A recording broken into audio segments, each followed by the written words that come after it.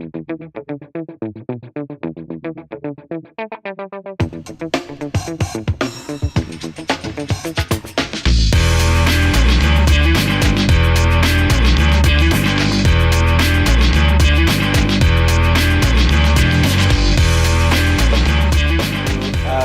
going to talk to you about GED. So 10, 11 years or so ago, when HubSpot brought out the first methodology, the inbound methodology, the one we're all using, a couple of years ago they brought out the inbound sales methodology to help sales CRM teams.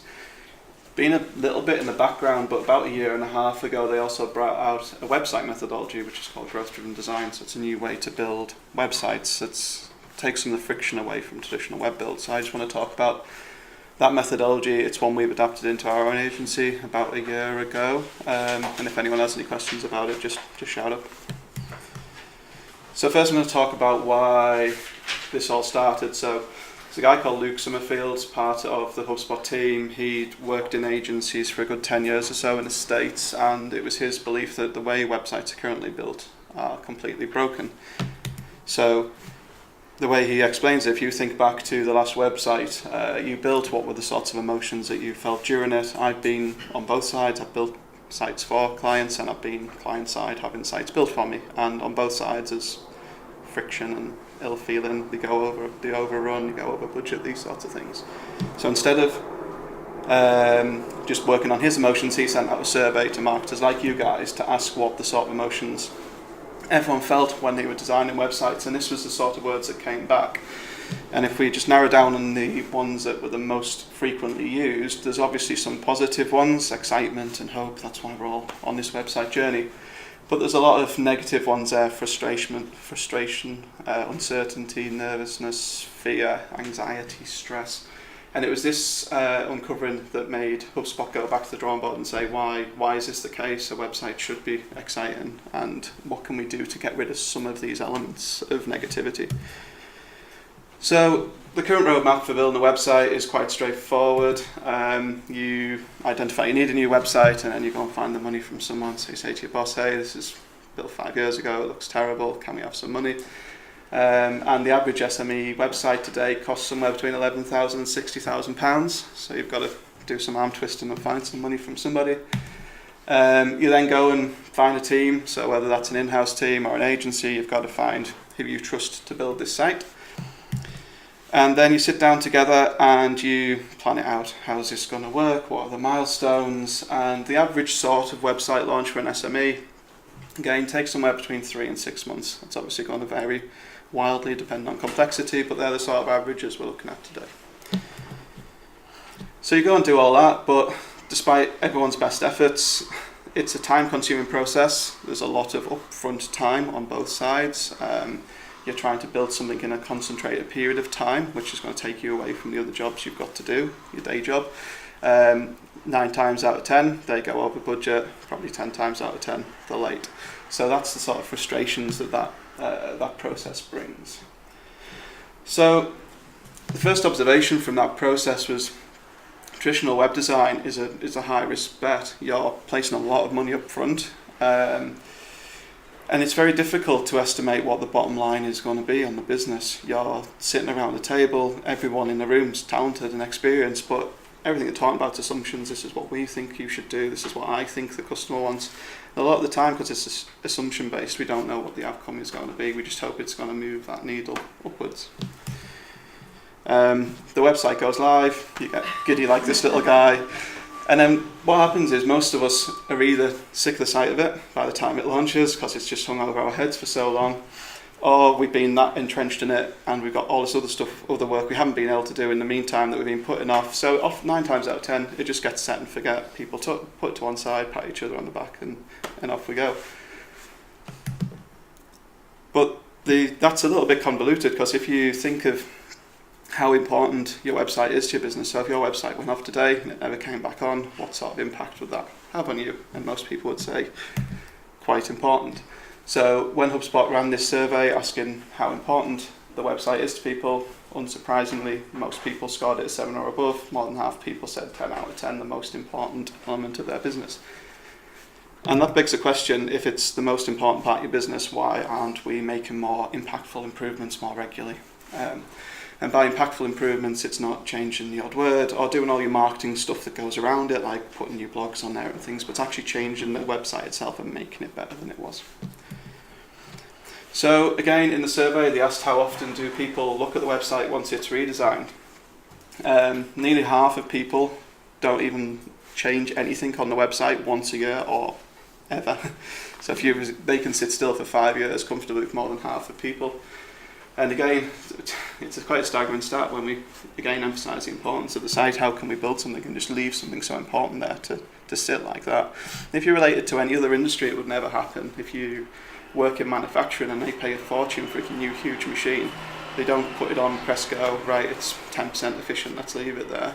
Engineers work on that to get to maximum efficiency. And if you think about it in F1 or any sort of industry that requires that sort of investment and improvement, it doesn't happen. People keep working on it to make it better and better. The other observation is they can often produce poor results, and again, that's not a talent issue. It's not normally a budget issue. People who spend millions on websites still run into these the same issues as people who are spending $5,000. They often produce poor results because it's not based on data. It's based on the assumptions of the people around the table. And also, I think it's unfair to set the expectation as one-off perfection. For all of you to sit around a table and think we're going to nail this in one go, it's actually quite unfair on yourselves to expect you to be able to do that, because again, you wouldn't see it in any other industry. So what we're supposed to do, so not crying like this guy, HubSpot thought, right, how can we make that better? What can we do to reduce some of those friction points? So they brought out growth-driven design. It's a new approach to web design that's smarter than what's currently out there, to reduce the upfront risk and the frustration throughout the process, to drive optimal results, getting away from assumptions into using tangible data, and to not just look at the website as a sales and marketing tool, but to look at it as how it can impact the rest of the business as well. So how does it work then? So as with anything in HubSpot, it's got stages, so I'll run through these. So the first stage is strategy. So strategy is done in the first period, then we move on to the Launchpad, which is a small agile site that goes live, and then we go into continuous improvement phases, and I'll deep dive into each one of these now. So in the strategy phase, you want to develop an empathetic understanding of your customers, and the reason why I like this so much is because it overlaps with inbound beautifully, and most of the research we do in inbound marketing actually relates to this. So we want to work back from what are the business goals as an overall, reverse engineer those back into what should therefore be the website goals, and put some actual goals on it. Most people I see designing websites just say, I want things to get better. There's never tangible goals on them, or very rarely. You want to focus on the user. How can the user experience be maximised? I won't go through all these because it's a 22-hour course, but I will jump into parts of them. Buyer personas that we all know and love. So we do buyer personas so we can understand their needs. What do they want from the website rather than what do we want from the website? Map what their journey through the site should be. So what should be their feelings, what should be their aims going into pages, and then how should they come out of them with those feelings and goals changed. And the big one is the wish list. So this is something people do quite well in current web design, is getting around a table and writing everything on a piece of paper that the website could possibly do. And people are very good at making big wish lists. The typical wish list is normally between kind of 50 and 200 things of what this website could possibly do. The big difference here is what we want to get into the mindset of is impact scoring every one of those items. So you'll see the green numbers on the screen are impact scores. People do impact scores in many different ways, but essentially what we're looking at is how close does it get us to that goal that we set in the first place, and what's the required effort to get that, and that's going to come up with an impact score. So we're also looking at quick wins as well as just big wins. So we take all of those wish list ideas, and the normal rule of thumb is the 80-20 rule. It works in pretty much most things, but 20% of everything you write on that piece of paper will give you 80% of the impact you're hoping for. In a Launchpad website, what you're looking to do is take that 20% and launch with it as fast as possible. So it's about creating a website that's better than what you've got, but with the emphasis on going live and getting it up there so we can start getting data. So an accelerated approach, and once it's live we then go into design sprints in an agile methodology, which I'll talk about next. And the website goes live. Great, it's up and live. This is the point we get to whether we do GDD or we do traditional, but I'll talk about some of the stats in what this saves in time a bit later on. Once it's live, the important thing is we go into these continuous improvement plans. We don't set and forget it. We put time, resources and energy aside to continually improve the website. And again here, focus is the key. We've got that huge list of things it could do. That list just always keeps getting bigger. So the idea here is how can we focus on what we do next? What's the next stage? And have a roadmap in mind. And the roadmap that the growth-driven design methodology recommends is running through 3 phases: establish, optimize, and expand. What's involved in the establish phase is, first thing we do after launch is look for low-hanging fruit. So look at the data. Is there anything that signals this could be a quick win for us? Examples of that would be a page gets a very high percentage of traffic but converts at a very low rate. That's obviously low-hanging fruit. Let's fix that before we look at anything else. The second thing we focus on is audience. Have we got enough audience to be able to do everything we're going to do after this point in terms of A/B testing? There's various figures out there of how many people you need to run effective A/B tests. HubSpot's limits, they say you need a minimum of 2,000 to 5,000 people a month, depending on how many pages you've got.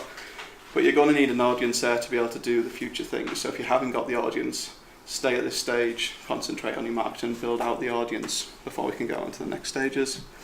And then finally, what we're looking for in that big wish list are items that add value to the customer. As Kirsten said, focusing on the customer first brings the best results. This is true for web design as well. So take all them items out there. If the things that are on there for you, maybe move them to one side. If they're going to add value to the user, put them to the top of your list. The second phase is optimize. So these are services that have been around for a while in various different forms, but we're looking at user experience. How can we make this site as easy to navigate as possible? We're looking at CRO. Are there any friction points, any areas people are going wrong, abandoning that we can improve? And then finally, we personalize. So how can we make super hyper-relevant experience for each persona type or industry type or whatever it is in our business that makes it personal? Then finally, we go into the expand phase, and one of the areas I see this going wrong a lot is people launch and then go to expand straight away. Start adding new pages as the first step, but if there's low-hanging fruit there, we're not providing value to the audience, then that's the wrong place to go. So when we get into expand, we're looking at adding new pages, interactive content, tools, things to drive better marketing results. Widening the buyer's journey, so have we got everything on our site from pre-sale to post-sale, from awareness to decision? Can we get everything in there and expand out the buyer's journey? And then finally, we want to expand it out of sales and marketing. So the typical use case I see of this is HR. So how can we make the website a HR machine? How can we get people applying into us? How can we fill out those roles? Because if you speak to your HR department, they're struggling with that, and the website should help them with it. Does that make sense so far? So yeah, focus on strategy, get a website up quickly and start getting data, and then continuously improve it. So if you move to that methodology, you're essentially going to change this graph. So at the moment, we launch a site. It says you'd wait 2 years. I think that's quite generous. In UK, I see websites lingering for like 5, 6, 7 years quite comfortably before someone says, hey, that's ugly, let's have another go. It's normally like a new CEO or something. Then we go through the big process again, we launch a new site, and then that just keeps repeating forever.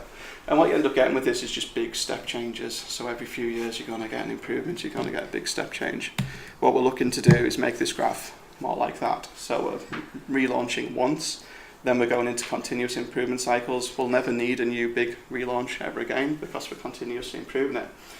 But the opportunity here is this difference of opportunities is what we're missing out on by doing websites the old way. We're not getting step change, incremental increases. As we all know with inbound marketing, that's how this all works. Posting up one blog once is going to do very little for us. Posting often and regularly is going to get us that compounding rate of growth. And then the good news is it works with marketing and sales, that they fit well together. The two methodologies work hand in hand. If you can do good inbound marketing, good inbound sales, and good growth-driven design, you've got a pretty good engine for your business. So at the start, I talked about the risks involved in traditional web design, upfront costs, upfront time spent on it. The results are based on assumptions and it's set and forget. Where we've managed to change this around is spread the cost over time. So typically you're looking at like 30 to 50% of the cost difference in the upfront. So it's a massive reduction in the upfront cost. And then the payments are spread over time, which people quite like. We're launching quickly and we're improving. So it's not taking up as much time and effort of people involved in the launch team. It's based on data instead of based on assumptions. And we continually improve instead of forgetting and setting. So, like I say, this has been running for about 18 months. There's about 400-ish agencies across the world doing this at the moment, and HubSpot did a survey to those guys to see what the first year impacts of running this sort of methodology were.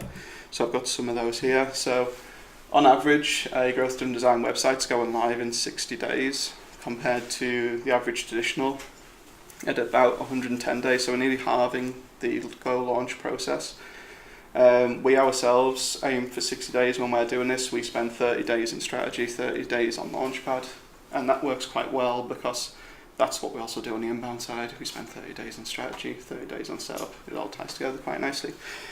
And if you go to your boss who's looking for a website and you say, I can get you one live in 60 days, they're probably going to give you a nice pat on the head and say thank you. So what it also does is it creates happier people involved in the process. So again, they surveyed people based on this, and what they found is people were generally a 6 out of 10 the way they felt about building a website the traditional way, and with GDD we're just rounding up to an 8 out of 10. So a big step change in how people felt coming out of the experience from this methodology to that one. And then finally, the one that everyone cares about is what impact does this have on the bottom line. The average was a 14% increase in visitors, 17% increase in leads, but the most important one, 11% more revenue. So it's a methodology that works, and those results quite speak for themselves. So I've given you a very top level overview of that. What I will say is there is a 20-odd hour resource in HubSpot Academy that you can watch video based like the inbound marketing certification is, which is fantastic. It'll give you the deep dive on everything I've talked about. Thank you everyone. Cheers guys. Thank you.